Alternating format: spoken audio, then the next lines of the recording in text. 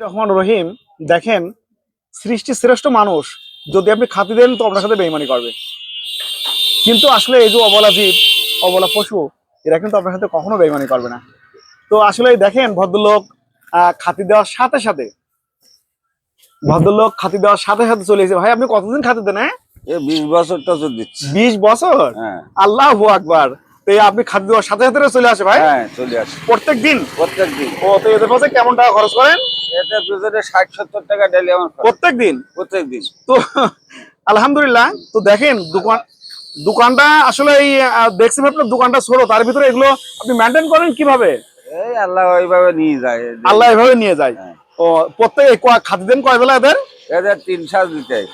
3 সাজ, মানে আমরা যেমন 3 সাজ খাই, এরকম 3 সাজ খাতি দেন এদের। আলহামদুলিল্লাহ। একটু সরেন।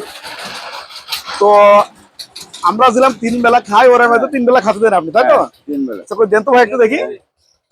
একটু সরি দাঁড়ান। সকালে দিতে হয়, ভোরে আসে, আবার দুপুরের দিতে, আবার আসরের আগে দেই। আচ্ছা। খাইয়ে বাসায় চলে যায়। আলহামদুলিল্লাহ। আবার ভোরে এসে তো একটা কথা বলি, আমরা সৃষ্টির শ্রেষ্ঠ মানুষ, আমরা কিন্তু যদি আমাদের এরকম খাতি দেয়, কিন্তু পরবর্তীতে আমরা আরেকজনের উনারই দুর্বলতার সুযোগ খুঁজবো, কিন্তু আসলে এনারা না। তো যাই হোক, ফি আমানিল্লাহ, আল্লাহ হাফেজ, আল্লাহু আকবার।